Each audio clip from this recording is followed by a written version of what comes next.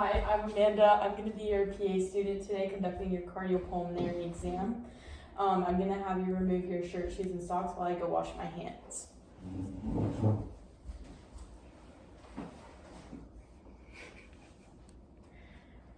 I'm now going to be inspecting for any kind of labored breathing, for any accessory muscle use, for any deformities of the chest. I'm going to assess the anterolateral to transverse diameter, ensuring that the ratio is 1 to 2. I'm going to palpate for any, no, I'm not going to palpate. Okay, now I'm going to move to the posterior side. I'm going to have you cross your arms for me, please. I'm first going to palpate for any kind of deformity or tenderness, and also palpate the lateral side. I'm now going to feel for expansion, so breathe in for me, and symmetry. I will now perform a tactile fremitus exam, so I'm going to put my hands on your skin, and when you feel them, say 99. 99, 99, 99, and lateral. 99. Feeling for symmetry and vibrations bilaterally. And I will now percuss, listening for any signs of dullness.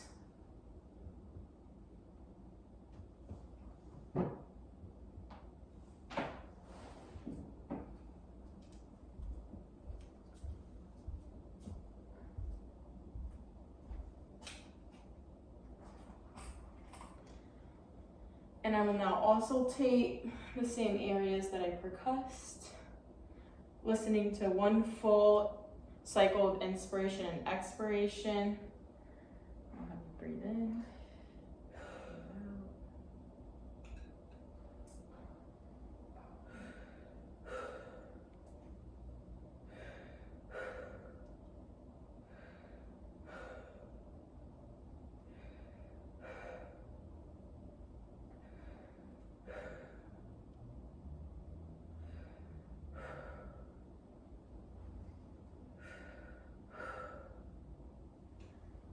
Listening for any rales, rhonchi, or wheezes bilaterally. And I think I moved to the front. So I'm going to have you sit here, or lay down.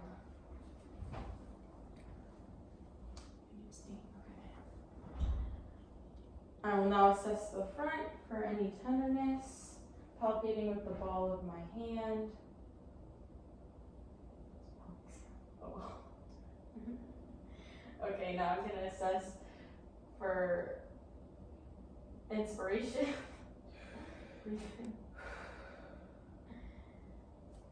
And now I'm going to auscultate. Okay.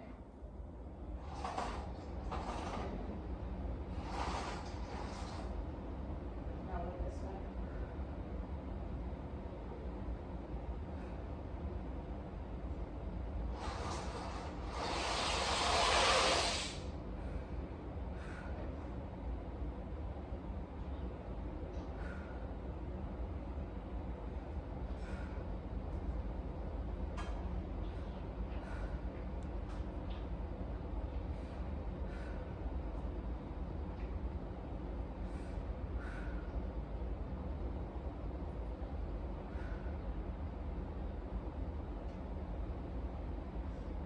And I will now move to the cardio exam. Open up the light.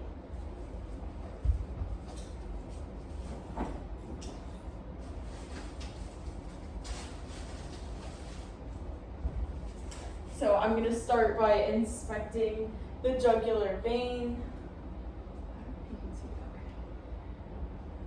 I'm going to have you look that way for me for any distension. I will also inspect the carotid artery visually first for pulsations. Now I'm going to auscultate the carotid artery for any bruit.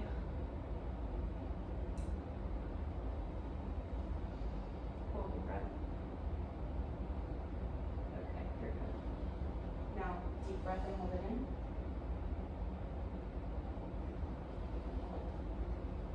I will now palpate the carotid artery for any tenderness and for pulses for rate, rhythm, and amplitude.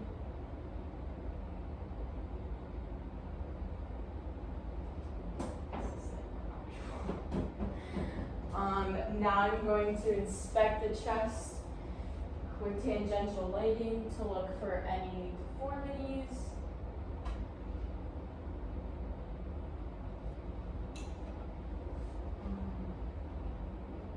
I'm now going to palpate for any cardiac tenderness with the ball of my hand over the aorta, the pulmonary point, Erb's point,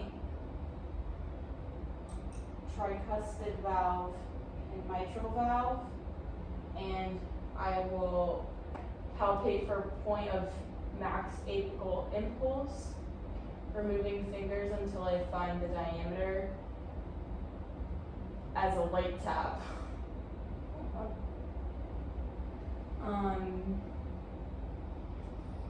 Now I will auscultate.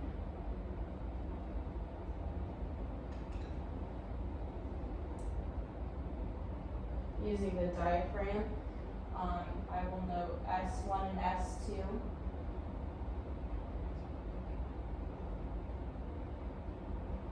Listening for any rubs, gallops, or murmurs.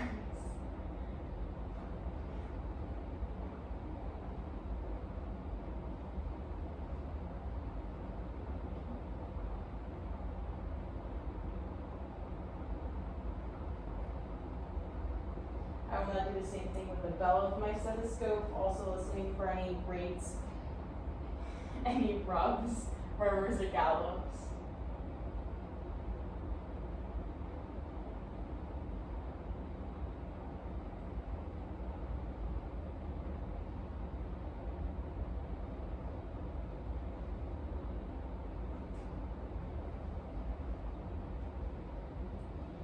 I will now inspect the upper extremities for any pallor, symmetry, cyanosis, and for cap refill, I will check. I would ask the patient to take off her nail polish, and I'm going to check bilaterally. And now I'm going to check the same thing on her lower extremities, cap refill, on her toe. Very good. And noting any deformities of her legs or cyanosis or pallor. I will now check patient's epitrochlear lymph node for any edema or tenderness, also for symmetry, and I will check her inguinal lymph nodes, the horizontal chain and the vertical chain on both sides for any swelling or tenderness.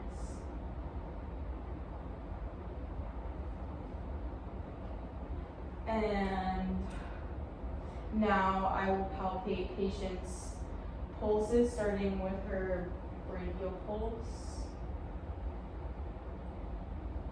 assessing rate, rhythm, and amplitude and symmetry bilaterally. Now radial pulse.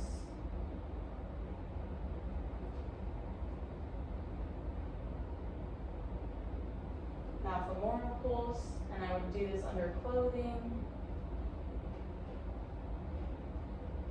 Now popliteal pulse.